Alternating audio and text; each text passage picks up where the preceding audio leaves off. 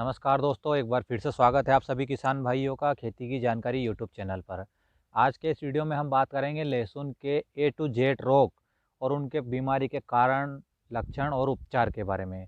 होता क्या है किसान भाइयों, हमारे किसान भाई जब भी हमारी लहसुन में कोई रोग दिखता है तो सिर्फ फंगीसाइड का स्प्रे कर देते हैं या फिर दुकानदार ने जो दे दिया उसी का स्प्रे कर देते हैं। उसके बावजूद भी उनको अच्छा रिजल्ट नहीं मिलता है और उनका खर्च भी हो जाता है, रिजल्ट भी नहीं मिलता है। कारण है उसका, क्योंकि वो बीमारी की पहचान नहीं कर पाए, तो उसका पहचान नहीं कर पाए तो उसके मुताबिक उसका उपचार भी नहीं कर पाए। तो किसान भाइयों, आज के इस वीडियो को बनाने का कारण भी यही है। इसमें सारी जानकारी मैं आपको बताऊंगा कि कौन कौन से रोग हमारी फसलों में लगते हैं। साथ में आपको ये भी बताऊंगा कि हमारे पौधे में जो पीलापन, ये अनेक अनेक समस्या होती है, वो किस कारण से होती है। अगर इस वीडियो को आप पूरा देख लेते हैं तो आपके आधे खर्च तो यूँ ही बच जाएंगे किसान भाइयों, क्योंकि आप उसकी बीमारी की पहचान कर लोगे तो आप उसी प्रकार से उपचार करोगे जो आपकी फसलों में चाहिए। तो मैं आपको स्टेप बाय स्टेप एक-एक करके इस वीडियो में आपको इस बारे में जानकारी दूँगा। सबसे पहले बात आती है किसान भाइयों वायरल डिसीज़ के बारे में, यानी कि वायरस से फैलने वाली बीमारियाँ। देखिए किसान भाइयों, लहसुन में भी वायरस का एक प्रकोप होता है जो कि लीक येलो स्टाइप वायरस के कारण फैलता है। उसमें क्या होता है कि पौधे हैं, उनमें ड्राफ्टिंग हो जाता है। ड्राफ्टिंग मतलब बौनापन। आपने देखा होगा कि पौधे में आप चितकबरे वन कभी-कभी आपको लहसुन के पत्ते में दिखाई देते हैं। तो ये क्या एक वायरस है। उसी के साथ में आपने एक मुख्य रोग सुना होगा लहसुन का, जिसको बोलते हैं जलेबी रोग। बहुत सारे किसान भाई जलेबी रोग को सिर्फ थ्रिप्स का प्रकोप मानते हैं और उसके हिसाब से ट्रीटमेंट करते हैं।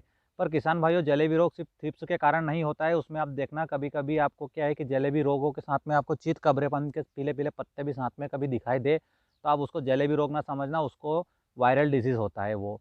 उसमें आपको जलेबी, अगर आप थ्रिप्स का आप ट्रीटमेंट लेके जाएँगे तो उसको आपको रिज़ल्ट नहीं मिलेगा। होता क्या है कि जब भी आपके पौधे, आपकी फसलों में आपको देखना कि गुच्छे टाइप पौधे दिखते हैं या फिर मुरझाए हुए पौधे पौधे दिखते हैं या चितकबरापन उन पे देखने को मिलता है, तो आप समझ जाइए कि उसका कारण है हमारे पौधों में वायरल डिसीज़ है, हमारी फसलों में वायरल डिसीज़ है। उसके लिए आपको क्या है कि इंसेक्टिसाइड का प्रयोग नहीं करना है। उसके लिए क्या होता है किसान भाइयों, वायरस जो होता है उसका ठीक से उपचार नहीं किया जा सकता, पर इसकी जनसंख्या को बढ़ने से ज़रूर रोका जा सकता है। तो ऐसी स्थिति में आपको, अगर आपके पौधे को फसलों में अगर नहीं फैलने देना है, ज़्यादा बीमारी को नहीं फैलने देना है, तो आपको क्या करना है, उसमें क्या है कि एक दूसरे से जो फैलाने का जो वायरस का काम करती है वो करती है व्हाइट फ्लाई। व्हाइट फ्लाई को कंट्रोल करने के लिए आपको क्या है, एसिटामाप्रिड का प्रयोग करना है। तो किसान भाइयों, आपको इस चीज़ का ध्यान रखना है। आपको अगर वायरल डिसीज़ आपको देखने को मिले तो आपको इस स्थिति में क्या है कि एसिटामाप्रिड का प्रयोग करना है, ताकि आपकी फसलों में बीमारी नहीं फैले। तो ये हो गई वायरस की पहचान। ये होता है येलो ड्राफ्ट, वायरस के कारण होता है। फालतू के खर्च नहीं करना है। वायरस, अगर वायरस जैसे लक्षण दिखे तो एसिटामाप्रिड का प्रयोग करना है। ये थी विषाणु से फैलने वाली बीमारी, यानी वायरस से फैलने वाली। अब दूसरी बीमारी आती है किसान भाइयों, वो होती है कवक से फैलने वाली, मतलब फंगस से फैलने वाली। ये बहुत सारी बीमारियाँ होती है हमारी फसलों में किसान भाइयों, जिसमें पर्पल ब्लॉज हो गया, स्टेम फिल्मियम हो गया, डाउनी मिल्ड्यूज हो गया, रस्ट हो गया, लीफ स्पॉट हो गया, वाइट रूट है, जड़ सड़न है। ये इस प्रकार की जो आपको समस्याएं देखने को मिले किसान भाइयों, तो आपको सिर्फ फंगीसाइड का ही प्रयोग करना है। उसमें आप दूसरी दवाई लेकर के ना जाएं। अगर आप फंगीसाइड का इसमें प्रयोग करेंगे तो आपकी बीमारी वहीं की वहीं रुक जाएगी, वो आगे नहीं बढ़ेगी और जो भी नए पत्ते आएंगे वो पूरी तरह से सुरक्षित और फ्रेश पत्ते आपको दिखाई देंगे अपनी फसलों में। उसके बाद में किसान भाइयों, एक चीज़ का और ध्यान रखना है आपको। जब भी आप अपनी फसलों में फंगीसाइड का प्रयोग करें तो आप सीधे क्या है कि पंप में लेकर के उसका डायरेक्ट प्रयोग अपनी मात्रा लेकर के ना करें। उसका एक अलग से घोल बनना चाहिए। कुछ समय के लिए वो पानी में रहना चाहिए, ताकि उसके ठीक से वो मिल जाए, घुल जाए। और उसके बावजूद में आपको उसकी मात्रा उसको डिसाइड कर लेना चाहिए आपको कि 10 पंप का घोल बनाना या 5 पंप का घोल बनाना। वो आपको डिसाइड करके उसके बाद में, घोल बनाने के बाद में छिड़काव करेंगे तो अच्छा रिजल्ट मिलेगा आपको किसान भाइयों। तो आपको फंगीसाइड का प्रयोग करना है फंगल डिसीज़ दिखने पर। आपको यही तो चीज़ ध्यान रखनी किसान भाइयों, फंगल डिसीज़ दिखाई देती है तो हमें फंगीसाइड का प्रयोग करना है। वायरल डिसीज़ दिखाई देती है तो हमें एसिटामाप्रिड का प्रयोग करना है। उसके बाद में फंगल डिसीज़ हो गया, वायरल डिसीज़ हो गया, उसके बाद में आता है बैक्टीरियल डिसीज़। देखिए किसान भाइयों, इस रोग की तरफ किसानों का बहुत कम ध्यान जाता है। होता क्या है कि हमारे किसान भाई इसकी पहचान नहीं करता है। पर बैक्टीरियल डिसीज़ क्या है, सभी में होता है, इंसानों में भी होता है, पौधों में भी होता है, जल में भी होता है। आपने सुना होगा कि गंगा का पानी कभी सड़ता नहीं है या बहुत दिनों तक खराब नहीं होता है।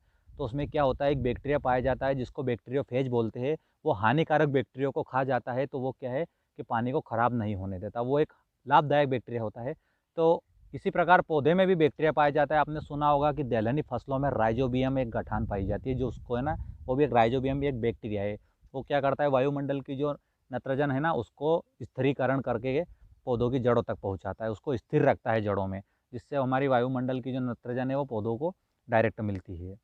उसी प्रकार हमारी फसलों में लाभदायक बैक्टीरिया के साथ में हानिकारक भी बैक्टीरिया होते हैं, जिसमें पत्तियों का जो हमारी जो लहसुन की पत्तियां हैं वो क्या है कि पूरी की पूरी सूख जाती है कभी सभी बैक्टीरिया की वजह से। तो बैक्टीरिया को हमारे क्या है कि हमें कंट्रोल करने हैं। बहुत सारे हानिकारक बैक्टीरिया होते हैं किसान भाइयों, जिसमें जेंथोमोनास हो गया, इरविनिया हो गया, स्यूडोमोनास हो गया, लैक्टोबैसिलस हो गया। तो इनको क्या है कि हमें कंट्रोल करना है। तो हमारे बहुत सारे किसान भाई नहीं जानते कि इनको कैसे कंट्रोल करना है। देखो, इनको कंट्रोल करने के लिए आपको कुछ नहीं ज़्यादा, आपको स्ट्रेप्टोमाइसिन का प्रयोग करना है। साथ में आप चाहें तो टेट्रासाइक्लिन हाइड्रोक्लोराइड आता है, उसका प्रयोग करना है। आप चाहें तो कासुगामाइसिन का भी प्रयोग कर सकते हैं। जो भी एंटीबायोटिक्स होते हैं ना, उनका उपयोग किया जाता है बैक्टीरिया को कंट्रोल करने के लिए। आपको क्या है कि चित्र में भी इसके लक्षण आपको दिखाई दे रहे होंगे। आपकी फसलों में भी ऐसी-ऐसी अगर स्थिति आपको दिखाई देती है किसान भाइयों, तो आपको क्या है कि तुरंत बैक्टीसाइड का प्रयोग करना है। बैक्टीरिया को कंट्रोल करने के बैक्टीसाइड का प्रयोग किया जाता है। फिर भी कभी अगर आपको ऐसा लगता है कि आप ठीक से हमारी फसलों में लक्षण नहीं समझ पा रहे हैं, तो किसान भाइयों आप क्या कीजिए कि फंगिसाइड के साथ में क्या है कि आजकल बैक्टीसाइड भी साथ में कॉम्बिनेशन में आने लग गए हैं। तो उनका साथ में भी आप उसका प्रयोग कर सकते हैं। तो दोनों दोनों चीज़ें अगर आप साथ में प्रयोग करेंगे तो दोनों बीमारियां कंट्रोल हो जाएगी, अगर आप अपनी फसलों में लक्षण अगर ठीक से नहीं पहचान पाते हैं तो। तो ये थी किसान भाइयों बैक्टीरिया से कंट्रोल होने वाली बीमारियां, जिसमें क्या है कि बैक्टीरिया को कंट्रोल किया जाता है और ये हमारी फसलों में लगते हैं किसान भाइयों, पर हम क्या है कि इसकी पहचान नहीं कर पाते हैं। इसमें पूरी की पूरी लीफ क्या है कि वो पीली पड़ जाती है। तो ये 3 कैटेगरी हो गई किसान भाइयों, जिसमें वायरल डिसीज़ हो गया, फंगल डिसीज़ हो गया, बैक्टीरियल डिसीज़ हो गया। अब आती है सूत्रकृमि यानी नेमेटोड से होने वाली बीमारियाँ। नेमेटोड्स में क्या होता है किसान भाइयों, हमारी जो लहसुन की जो जड़ें होती है, उसको नेमेटोड्स पूरी तरह से खा जाते हैं। उसमें क्या होता है कि जो पूरी की पूरी जो जड़ होती है, उसमें बीच में क्या है कि वो फूल जाती है, जिसमें नेमेटोड्स जड़ में घुस जाते हैं तो फुला देते हैं उसको। तो उससे क्या है कि जब भी हम हमारे मिट्टी की तरफ से जो भी खाद पानी या पोषक तत्व देते हैं, वो हमारे पौधों के ऊपर तक नहीं जा पाता है और पौधा वहीं का वहीं जड़ें उसकी सड़ जाती है, क्योंकि उसको ठीक से क्या है कि भोजन नहीं मिल पाता है। तो ये होता है नेमेटोड्स का काम। तो नेमेटोड्स को आपको देखना है कि नेमेटोड्स कैसे, जैसे चित्र में भी आपको दिखाई दे रहा होगा। तो नेमेटोड्स को क्या है कि हमें कंट्रोल करना है, तो उसके लिए आप कार्बोफ्रान का प्रयोग कर सकते हैं और फ्लूपायरम का भी आप प्रयोग कर सकते हैं। ये दोनों टेक्निकल आपको मार्केट में उपलब्ध हो जाएंगे।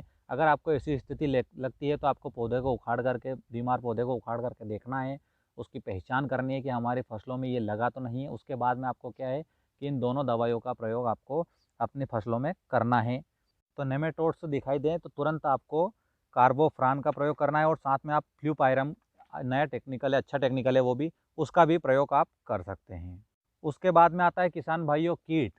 कीट में क्या आता है किसान भाइयों, जिसमें थिप्स हो गए, मच्छर माहू या हो गए, या जो भी सकिंग पेस्ट वगैरह जो भी हमारी फसलों के रस को चूसते हैं, ये होते हैं कीट की श्रेणी में आते हैं।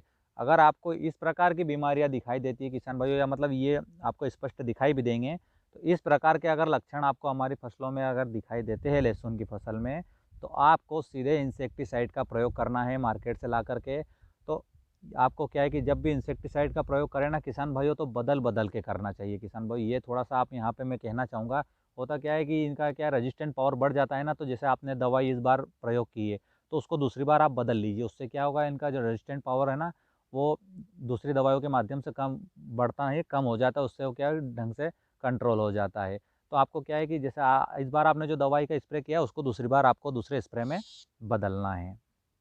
तो आपको कीट जैसी बीमारियां लगती है, थिप्स वगैरह जो भी दिखाई देते हैं हमारी फसलों में, मच्छर महू वगैरह या सकिंग पेस्ट वगैरह जो रस चूसने वाले हैं, तो उसके लिए आपको इंसेक्टिसाइड का प्रयोग करना है। उसके बाद भी अगर हमारे पौधे में आपको पीलापन, इतनी बीमारियों के बावजूद भी पीलापन दिखाई देता है किसान भाइयों, तो एक और चीज़ होती है, वो होती है एबायोटिक, यानी जिसमें कोई बीमारियां नहीं होती है, जो पोषक तत्वों की कमी के कारण भी होती है। पोषक तत्वों की कमी के कारण क्या होता है, जैसे मैं आपको एक छोटा सा उदाहरण देता हूँ। यूरिया की कमी के कारण अगर पौधे पीले दिखाई देते हैं, तो उस प्रक्रिया को बोलते हैं क्लोरोसिस। और जब हम उसमें यूरिया डालते हैं और उसके बावजूद में वो यूरिया की पूर्ति होने के बाद में हरापन आ जाता है, तो इस प्रकार की जो समस्या होती है, इसको एबायोटिक बोलते हैं या अजैव बोलते हैं। तो इस प्रकार की समस्या होती है किसान भाइयों, तो आपको क्या है कि पोषक तत्वों का प्रयोग करना है हमारी फसलों में। अब पोषक तत्वों के लिए मैं एक अलग से वीडियो बनाऊंगा किसान भाइयों, जिसमें आपको ठीक से हम ये जानकारी प्राप्त करेंगे कि कौन से पोषक तत्वों को कब डालना है और उसका क्या काम होता है। अब देखिए किसान भाइयों, फंगस का ज़्यादा अटैक होता है, तो ऐसी स्थिति में अगर आप पूरी जानकारी चाहते हैं, तो आप वीडियो के लास्ट में एक विंडो दिखाई देगी जहाँ पर आपको उसकी जानकारी मिल जाएगी कि आपको लहसुन का जो पीलापन है वो थ्रिप्स की वजह से होता है, तो कैसे दूर करें उसको आप भी देख सकते हैं। तो किसान भाई ये कुछ महत्वपूर्ण जानकारी थी जो मैंने आपके साथ में शेयर की। तो उम्मीद करता हूँ किसान भाइयों आपको ये जानकारी अच्छी लगी होगी। अगर जानकारी अच्छी लगी किसान भाइयों तो मुझे कमेंट्स करके ज़रूर बताएं और वीडियो को लाइक भी कर दें। तो मिलते हैं अगले वीडियो में इसी प्रकार की नई महत्वपूर्ण और अनुभवी जानकारी के साथ में। धन्यवाद।